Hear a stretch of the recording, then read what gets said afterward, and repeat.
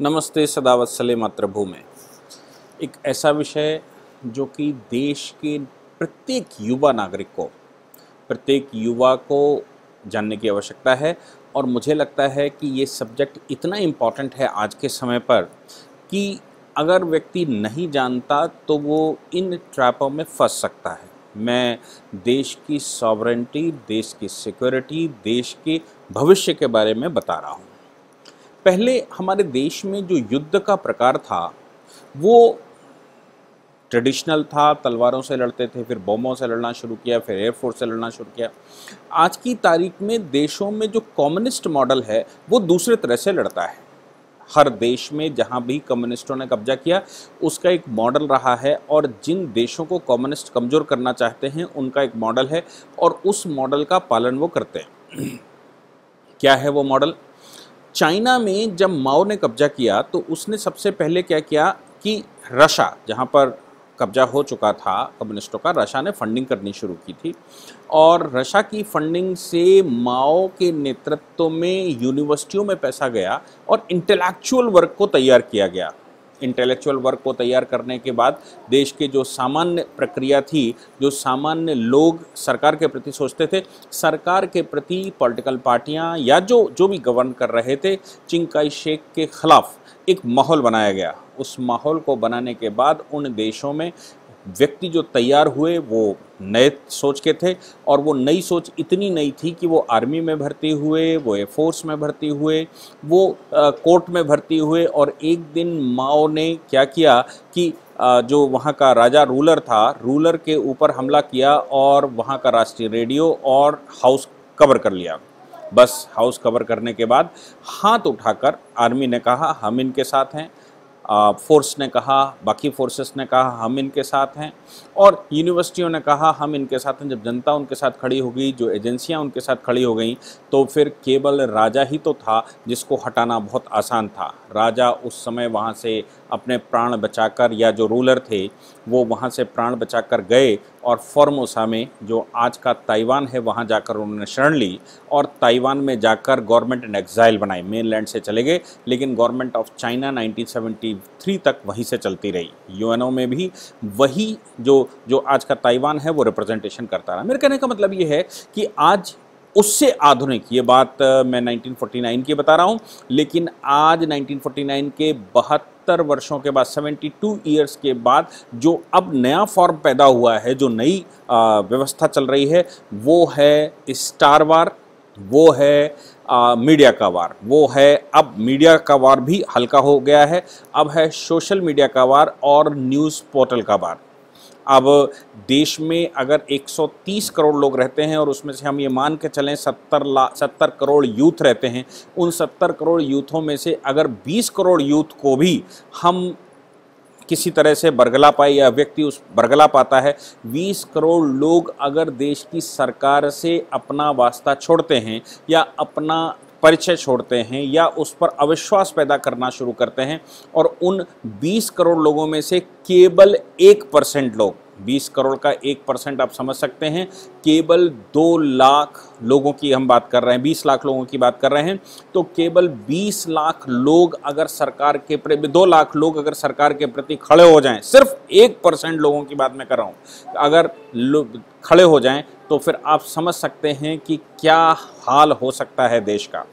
यानी कि मैं ये कह रहा हूँ कि 0.1% लोग भी अगर देश की सरकार के विरुद्ध रोड पर उतर आएँ, हथियारों के साथ उतर आएँ, तो देश में कोई सत्ता नहीं चला सकता। और चूँकि ऐसे पढ़े हुए लोग जो यूनिवर्सिटियों से पढ़े हों, जो कॉलेजेस में पढ़कर गए हों और सेना में भर्ती हो गए हों, सेना की चीफ पोस्टों पर बैठ गए हों, सरकार की चीफ पोस्टों पर बैठ गए हों, और वो अगर ये कह दें कि अब यहाँ पर मिलिट्री शासन शुरू होता है या कम्युनिस्ट शासन शुरू होता है, तो कितना आसान हो जाएगा देश में सत्ता परिवर्तन करना। ईडी ने जो अभी पकड़ा है वो फॉर्मेट भारत में बड़ी गंभीरता से लेने की आवश्यकता है, बड़ी गंभीरता से चल रहा है। आपने देखा होगा कि एक न्यूज़ हमारे यहाँ देश में चलती है और वो न्यूज़ कई एक पोर्टल्स पर कॉमा, इन्वर्टेड कॉमा सहित आपको वैसी की वैसी मिल जाएगी। आप कभी ध्यान दीजिएगा कि देश के विरुद्ध अगर आपने कोई न्यूज़ पढ़ी है, जो देश की केंद्र की आज की सरकार, आज भविष्य की जो सरकारें हैं, भविष्य में जो नेशनलिस्ट सत्ता में आना चाहते हैं या आ सकते हैं, जिन पर लोगों का विश्वास है, उनके विरुद्ध अगर कोई न्यूज़ आती है तो आप ध्यान दीजिएगा कि वो पूरे देश के सैकड़ों पोर्टल पर कॉमा, इन्वर्टेड कॉमा सहित वैसी ही चलती है। आखिर माजरा क्या है? ईडी ने इस बात का खुलासा किया और वो खुलासा इतना खतरनाक है कि मुझे लगता है, हालांकि अंदाज़ा तो लोगों को होगा ही, केंद्र सरकार ने कानून भी परिवर्तन करने की कोशिश करी। FCRA फॉरेन कंट्रीब्यूशन जब हम कहते हैं तो FCRA foreign contribution regulatory authority में हमने परिवर्तन किया और अब ये कहा कि भारत में चल रही एनजीओ में अगर कोई पैसा आता है तो उस एनजीओ को हिसाब देना पड़ेगा। देश में ग्रीन पीस फाउंडेशन जैसी फाउंडेशन देश छोड़कर चली गई क्योंकि वो हिसाब नहीं दे पाए और देश में एक 20 लाख एनजीओज़ केंद्र सरकार ने पिछले 7 वर्ष में बंद कर दी और अभी भी बहुत सारी एनजीओज़ कोर्ट के प्रोसेस में फंसी हुई हैं। बहुत सारी एनजीओज़ इनएक्टिव हो चुकी हैं जिनमें फॉरेन फंडिंग आती थी और विदेशी फंडिंग का हिसाब नहीं दे पाते। सरकार ने कोई अपनी तरफ से कोई भी एनजीओ बंद नहीं की, सरकार ने कोई कंपनी बंद नहीं की, कोई एजेंसी बंद नहीं की। सरकार ने सिर्फ उनसे ये कहा कि एक तो ये है कि कोई भी एनजीओ जो विदेशी पैसा लेते हैं उनको SBI में अकाउंट खोलना पड़ेगा, दिल्ली की SBI में अकाउंट खोलना पड़ेगा ताकि ईडी को उस पर काम करना आसान हो जाए। और दूसरी बात है, उसको हर फाइनेंशियल ईयर में पूरा हिसाब रिटर्न के साथ देना पड़ेगा और बताना पड़ेगा कि उन्होंने जो पैसा लिया है वो कहाँ खर्च किया और कैसे खर्च किया, उसका पर्पस क्या था। एनजीओज़ का गैंग लगभग समाप्त हो गया। अब आए शेल कंपनीज। तो इस समय जो शेल कंपनीज खुली हुई हैं उन कंपनियों में न्यूज़ पोर्टल, चूँकि न्यूज़ पोर्टल में केंद्र सरकार ने बड़े स्तर पर, जो पिछली सरकार बैठी थी उसने ही बड़े स्तर पर न्यूज़ पोर्टल्स में विदेशी इन्वेस्टमेंट अनुमति दे दी थी। हालांकि उस अनुमति के साथ साथ एक और नया गेम शुरू हो गया, क्योंकि online transaction, online sale, software की सेल, ये सब कुछ चलता है। तो एक ईडी ने जो एक ट्रांजैक्शन पकड़ा है, एक न्यूज़ एजेंसी पकड़ी है, वो है news stick studio private limited. News stick studio private limited में 2018 से लेकर 2021 यानी कि 2018 टू 2021 में ट्रांजैक्शंस को लेकर ईडी ने एक रिपोर्ट बनाई, उन लोगों की गिरफ्तारी की। 38 करोड़ रुपया, 38 करोड़ रुपए एक व्यक्ति ने, श्रीलंका क्यूबा का बेस्ड एक व्यक्ति है, नेवली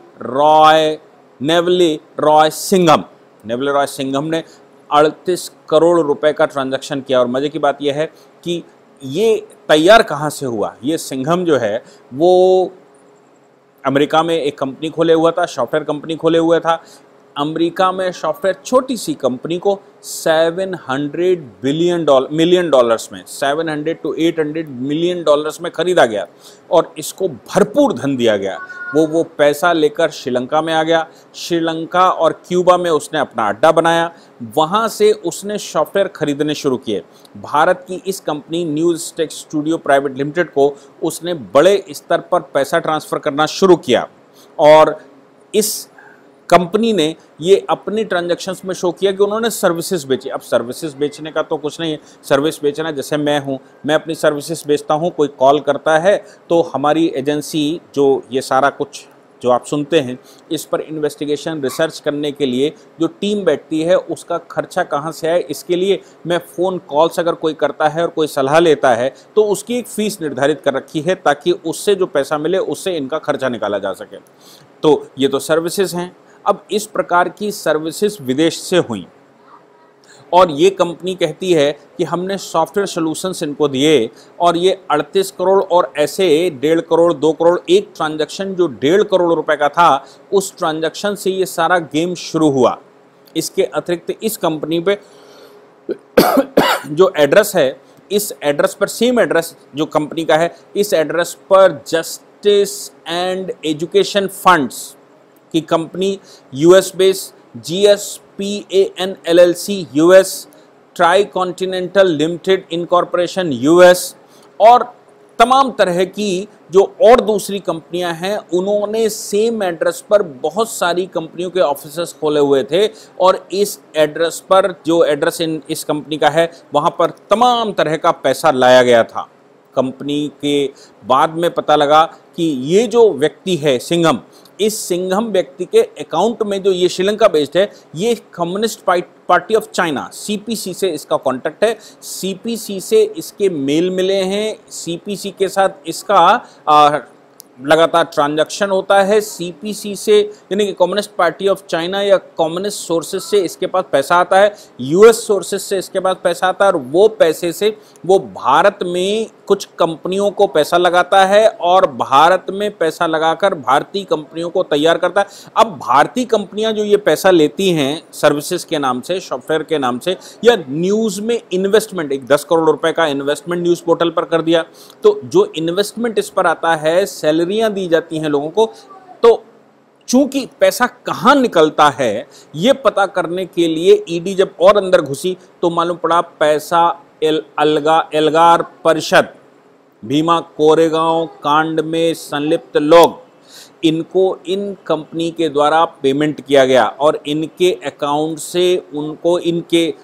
से और डायरेक्ट पैसा भी उन लोगों को दिया गया जो भीमा कोरेगांव बॉम्ब ब्लास्ट, भीमा कोरेगांव घटना में शामिल हैं और जो एंटी नेशनल हैं। कैसे है कि ये लोग न्यूज़ पोर्टल चलाते हैं, देश में न्यूज़ फैलाते हैं, कभी मोदी जी को कटघरे में खड़ा करते हैं तो कभी योगी जी को कटघरे में खड़ा करते हैं, कभी मोदी वर्सेस योगी दिखाते हैं, कभी आरएसएस वर्सेस बीजेपी दिखाते हैं, कभी ये बताने की कोशिश करते हैं कि देश बिल्कुल गर्त में जा रहा है, कभी बताते हैं देश बेरोजगार हो गया है, कभी ये बताने की कोशिश करते हैं कि देश में ह्यूमन राइट का बहुत सारा वायलेशन हो रहा है, कभी ये बताने की कोशिश करते हैं कि देश में सीएए के प्रोटेस्ट होने चाहिए, कभी ये बताने की कोशिश करते हैं कि ह्यूमन राइट्स वायलेशन में ये सीएए प्रोटेस्ट हो रहे थे, पुलिस ने कौन सी बसें जलाई, कौन सी चीज़ें जलाई, ये बहुत कुछ होता है। अब ये तो केवल एक कंपनी जो पकड़ ली गई, मैं इस पर और खुलासा करना चाहता हूँ। एक हमारे जानने वाले हैं नवल किशोर जी।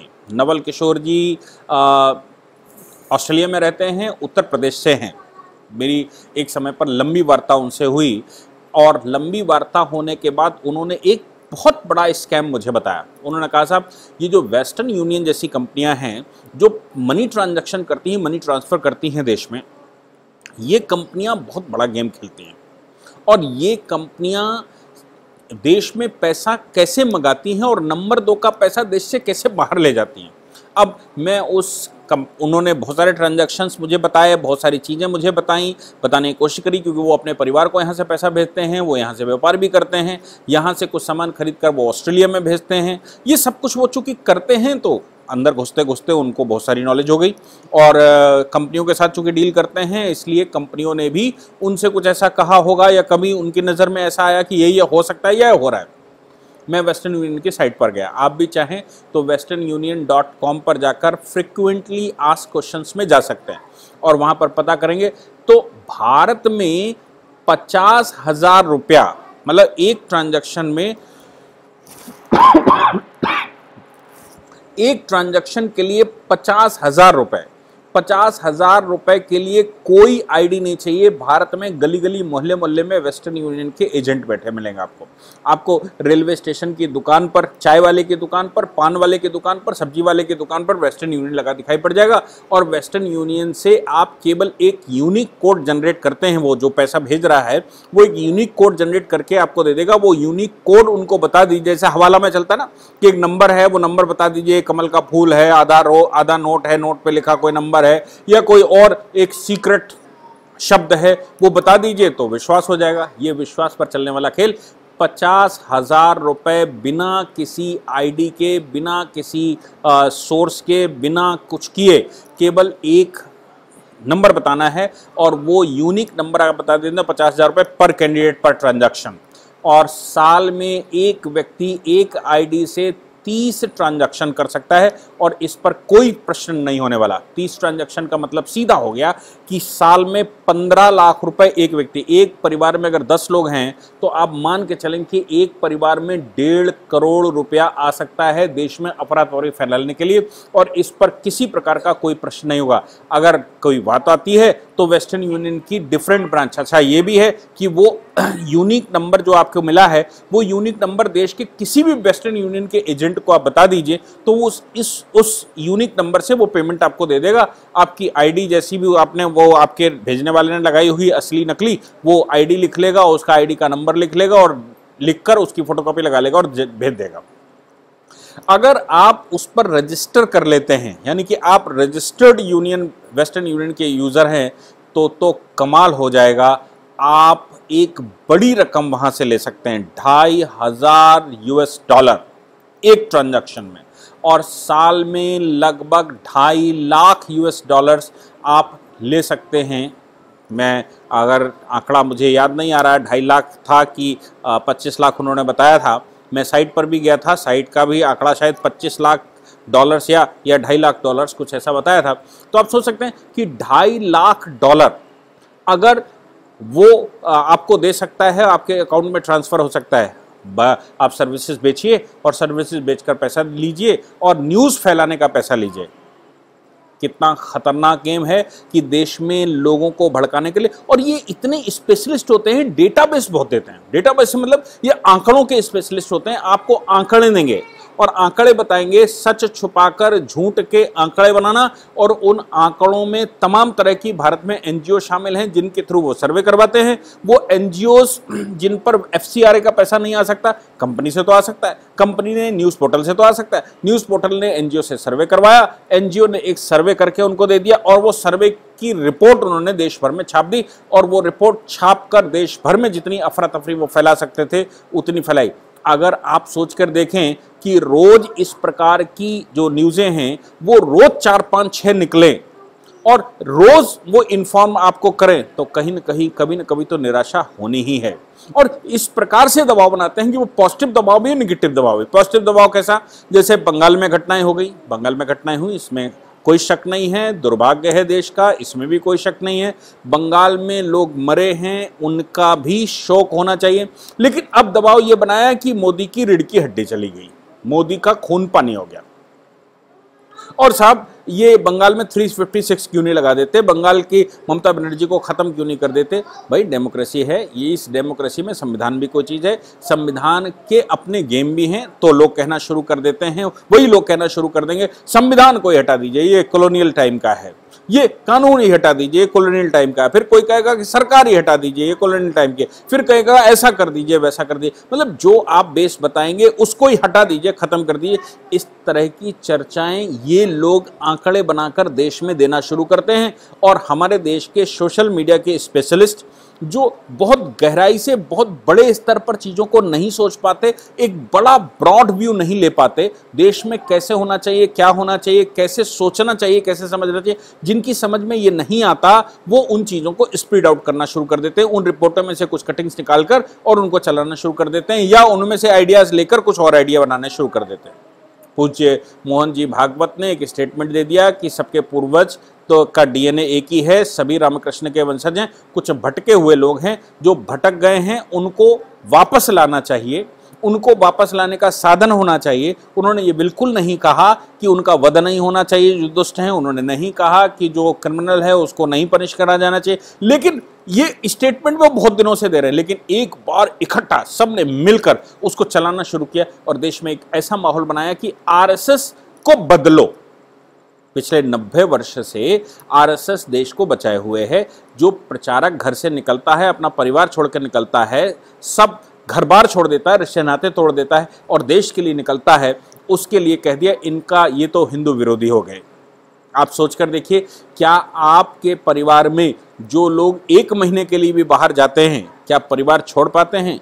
क्या माँ बाप को भूल पाते हैं?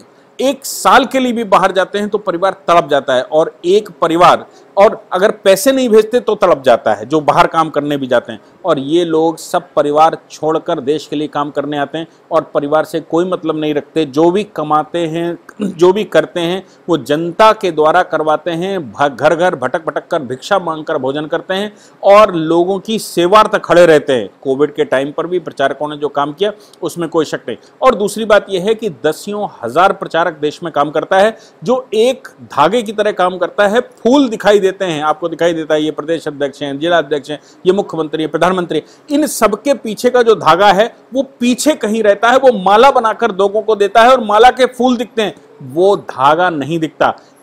लेकिन जब धागे का पता लग गया कि ये धागा इसमें मेन चीज है, तो धागे पर भी हमला कैसे होना है, इस प्रकार की न्यूज़ें बनाना, एक शब्द को पकड़कर उसकी शब्दावली क्रिएट करना।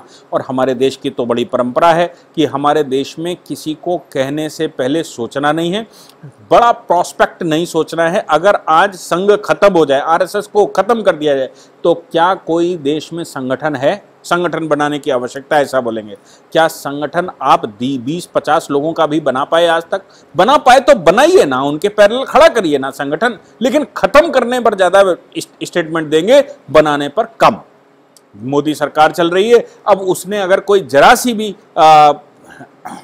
कॉन्स्टिट्यूशनली वो नहीं कर सकते आपकी इच्छा की बात, तो फिर सरकार बदल दीजिए, उनका खून पानी कर दिया गया है। योगी जी सामने खड़े हैं तो योगी वर्सेस मोदी कर दीजिए ताकि संगठन में लड़ाई हो जाए। सारे सिपे सालार अपने अपने फ्रंट पर लड़ाई लड़ रहे हैं, उन सिपे सालारों को आपस में मनमुटाव बना दीजिए, जनता के बीच में कुछ ऐसा खड़ा कर दीजिए। ये सब कुछ हमारे देश में चलता है और लगातार चल रहा है। तो इनके सबके पीछे जहां तक मैं समझता हूं कि जो क्रिएटर हैं, जो लोगों के दिमाग में डालते हैं, जो डिस्कोर्स बदलते हैं, वो ये न्यूज़ पोर्टल हैं, ये जो इन्वेस्टमेंट करने वाले लोग हैं, जो भारत में इस तरह का पैसा आता है और इन्वेस्ट होता है, इस तरह की गतिविधियों के लिए पैसा आता है, बहुत कुछ लोचा है, लेकिन देखना यह है कि हम उसको कैसे सही करेंगे और कौन सही करेगा। ये सब प्रयास हम सबको मिलकर करने होंगे। और सबसे बड़ी जो बात है, वो देश का नेतृत्व करने वालों पर हमें अविश्वास नहीं दिखाना चाहिए, हमें उन पर विश्वास करना चाहिए। अभी तक अच्छा किया है तो एकदम खून पानी नहीं हो सकता, उसको पानी होने में भी बहुत टाइम लगेगा और तब तक वो रिटायरमेंट की तरफ होंगे और जा रहे होंगे। इसलिए ये जो न्यूज़ है, मुझे लगता है कि ये कानूनी प्रक्रिया है और कानूनन इस पर हम सबको ध्यान देना ही होगा और हम सबको सरकारों पर, देश के नेतृत्व करने वालों पर, हिंदुवादी संगठनों पर नेतृत्व करने वालों पर विश्वास करना ही होगा। धन्यवाद। यदि आप लॉ पढ़ना चाहते हैं तो कहीं और क्यों जाना, हमारे ऐप को डाउनलोड करें और लॉ पढ़ें।